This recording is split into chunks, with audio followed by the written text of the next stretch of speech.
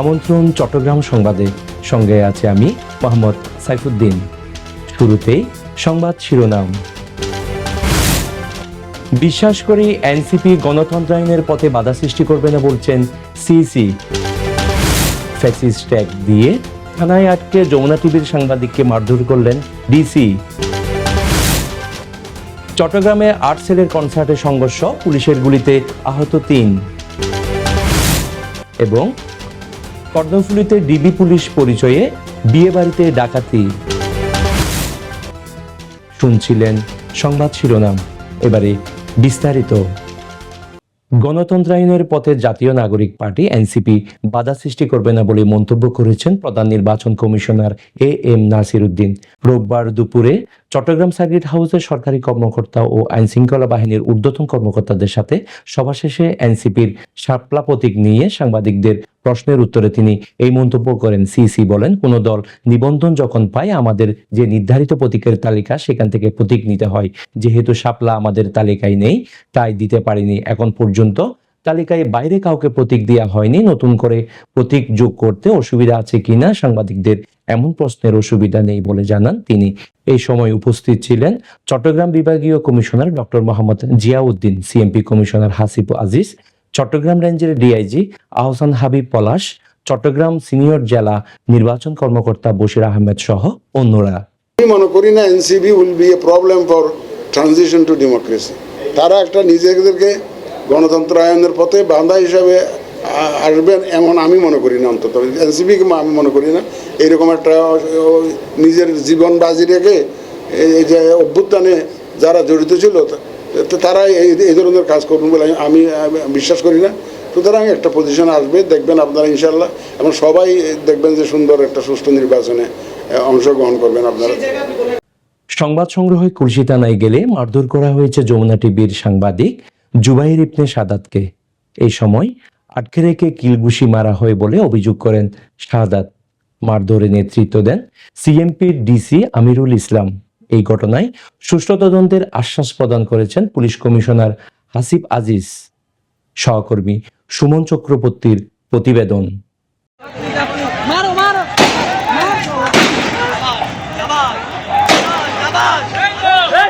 চট্টগ্রামের জিসি এলাকায় কনসার্টকে ঘিরে সংঘর্ষ ভাঙচুরের ঘটনায় সংবাদ সংগ্রহে রোববার সকালে কুলসি থানায় যান যমুনা টিভির সাংবাদিক জোবায়ের ইবনে শাহাদাত। এই ঘটনায় গ্রেফতারকৃতদের পরিবারের সঙ্গে কথা বলে তথ্য সংগ্রহ করছিলেন তিনি, কিন্তু থানার কর্মকর্তারা এই কাজে বাধা দেন। এ সময় জোবায়েদের সাথে বাকবিতণ্ডা হয় তাদের। এর জেরে সাংবাদিক জোবায়েদকে থানার সেকেন্ড অফিসার রুমে নিয়ে গিয়ে ব্যাপক মারধর করেন ডিসি আমিরুল ইসলাম।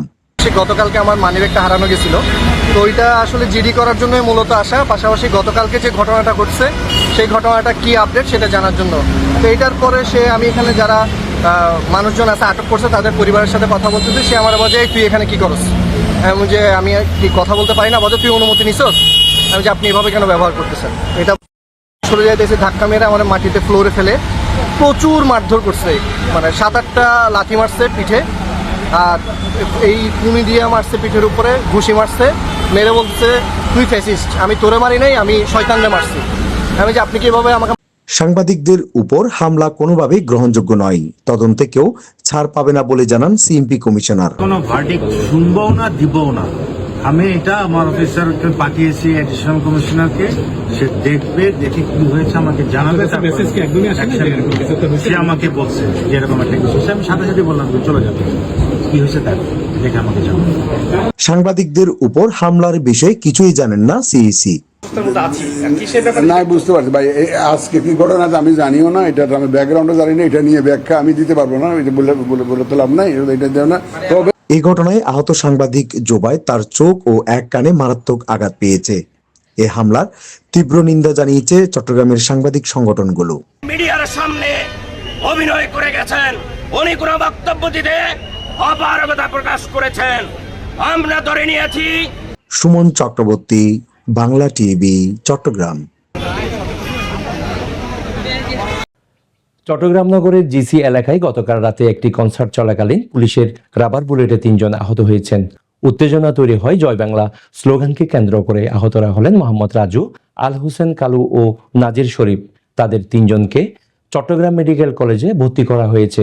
পুলিশ ও প্রত্যক্ষদর্শীর বরাত দিয়ে জানা যায়, হোন্ডা কোম্পানি তাদের নতুন মোটরসাইকেলের প্রচারণায় motorcycle test and ride free service camp নামে সকাল 11টা থেকে একটি ফ্রি ইভেন্ট আয়োজন করা হয়েছিল। কর্মসূচির শেষাংশে সাংস্কৃতিক অনুষ্ঠান অনুষ্ঠিত হয়। রাতে ভিড় বেড়ে যাওয়ায় পুলিশ আয়োজকদের কনসার্ট শেষ করার নির্দেশ দেন। তখন কিছু দর্শক জয় বাংলা স্লোগান দেন, এতে উত্তেজনা ছড়িয়ে পড়ে।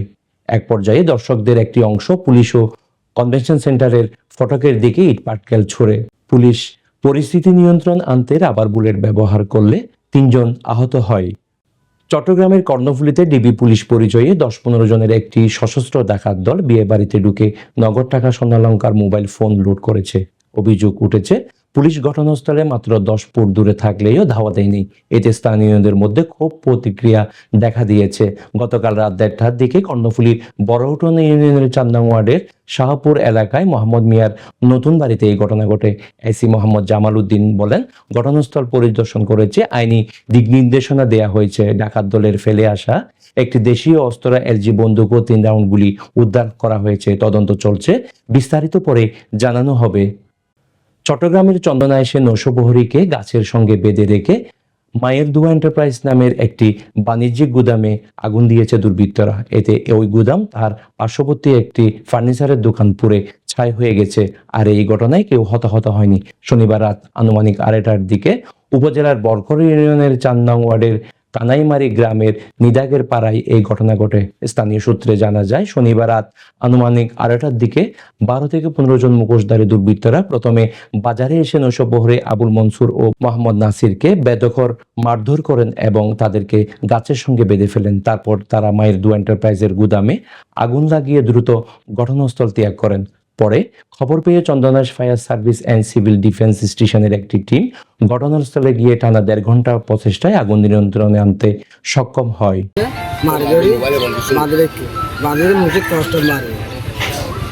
তারপরে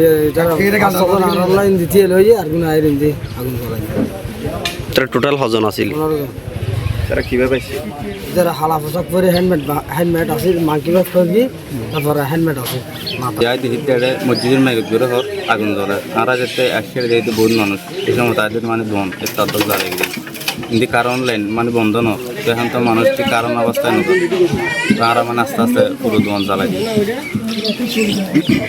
কিছুদিন আগে বাড়া দিই কেন এগ্রিমেন্ট করি তারা বাস টিও লই আমার বাড়িতে বইটি বহুত কিছু দেখি এটা এলাকার মাঝে বিয়া করে তার প্রকাশ করি দেয়। এটা কিছু কইলি গড় ফুলফিলিং ডাইরেক্ট ফুলফিলিং এলে ডাইরেক্ট কই তো খালি এদের দি আইন সরকারি বহু লই লাইটোর 2টা প্রায় 3টাও ইমান লাখ আর সুন্দর গিয়ে আজ গরমে দি তারা মাল তুললি এটা লাখ করে মাল তুললি মাল এখানে ফুরবি গই এটা দারোয়ান হয় দারোয়ান থাকে ওই দারোয়ান হলো নাকি এই দৌড়লে যাই ওটা বাগান মধ্যে লই দিই না ইতার টেপ দি লসি দি ক্যাঙের বাঁধি এটা ভিতরে আমরা মাতি নেবার হয় তার উপরে হাইলে দিলি। চট্টগ্রামের বাঁশখালীতে বিএনপির ভারপ্রাপ্ত চেয়ারম্যান তারেক রহমান কর্তৃক ঘোষিত রাষ্ট্রকাঠামো মেরামতের 31 দফা রূপরেখা বাস্তবায়নে জনমত গঠন ও জনসচেতনতা সৃষ্টির লক্ষ্যে লিফলেট বিতরণ করেছেন ছাত্রদল কেন্দ্রীয় সংসদের সাবেক যুগ্ম সম্পাদক মফিজুর রহমান আশিক। শনিবার বিকালে বাঁশখালী উপজেলা জুড়ে মোটরসাইকেল শোভাযাত্রা ও ধানের শীষের মিছিল শেষে বাঁশখালী উপজেলা সদর ও মিয়ারবাজার এলাকায় তারেক রহমানের পক্ষে এই লিফলেট বিতরণ করা হয়।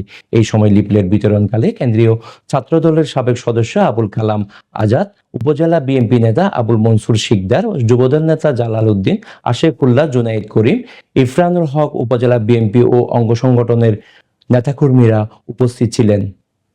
আসন্ন চট্টগ্রাম বিশ্ববিদ্যালয় কেন্দ্রীয় ছাত্র সংসদ 4 নির্বাচনে ভাইস প্রেসিডেন্ট বিপি পদে লড়েছেন রাউজান উপজেলার কদরপুর ইউনিয়নের কৃতি সন্তান তাওসিফ মুত্তাকি চৌধুরী। তিনি সার্বভৌম শিক্ষার্থী ঐক্য পরিষদ থেকে প্রার্থী হয়েছেন। তার ব্যালট নং 18। তাওসিফ মুত্তাকি চৌধুরী কদরপুর ইউনিয়নের ঐতিহ্যবাহী ফতে আলী চৌধুরীর বাড়ির সন্তান। তার পিতা প্রফেসর মুজাহিরুল ইসলাম চৌধুরী চট্টগ্রাম কলেজের অধ্যক্ষ হিসাবে নিয়োজিত আছেন। তাওসিফ বর্তমানে চট্টগ্রাম বিশ্ববিদ্যালয়ের আইন অনুষদের 2019-2020 সেশনের শিক্ষার্থী। নির্বাচনী ইস্তেহারে তাওসিফ মুত্তাকি চৌধুরী শিক্ষার্থীদের অধিকার সংযোগ এবং জবাবদিহিতা নিশ্চিত করার অঙ্গীকার ব্যক্ত করেছেন। তার মূল স্লোগান, শিক্ষার্থীদের অধিকার আমাদের এই অঙ্গীকার।